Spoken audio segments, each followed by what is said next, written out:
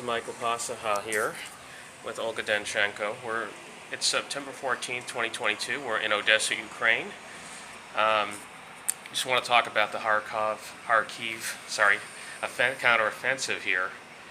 Russian troops are lining up around Severodonetsk in that area.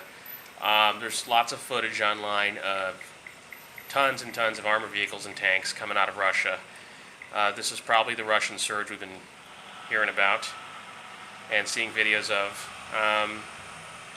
I'll tell you about the Ukrainian gains. They took some towns and villages east of Kharkiv, about an hour or two driving distance. And there's a town called Izium they took. And they've taken heavy losses. It's around 12 to 15,000 Ukrainian casualties.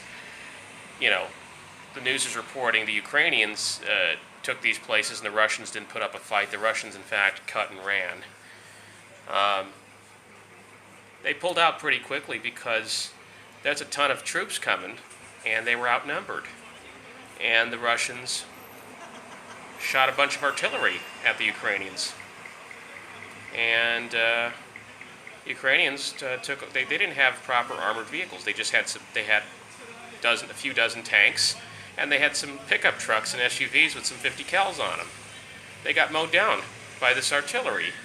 They've lost 5 times as many people in this counteroffensive than the Russians. And how are you going to replace these guys? It's a meat grinder. Let me tell you.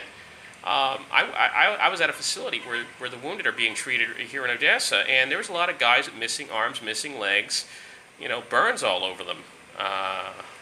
You know what that's like? I mean, I don't want to ever find out. I hope I never find out what it's like, but there's guys with no arms. They can't go to the bathroom.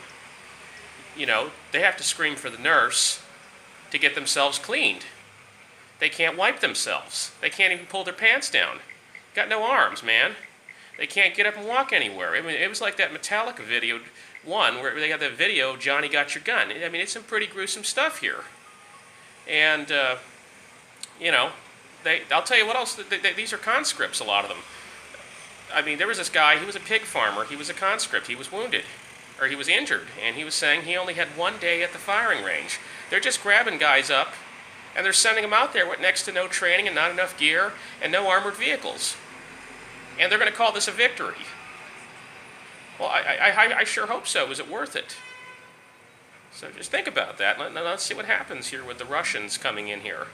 What are they going to do? Are they going to, they've got all this equipment. They've got a lot more men, and they're trained.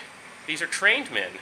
Russia has they have 2 years of mandatory training. They've got potentially tens of, at least as many as 20 million trained men who can fight.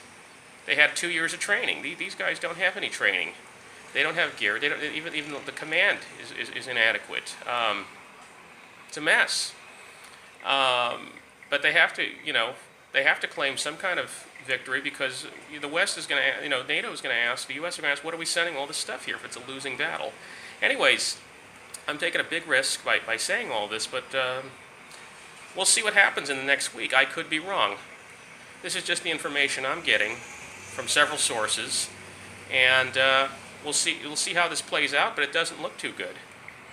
Take care and stay safe, everybody. That's it on you.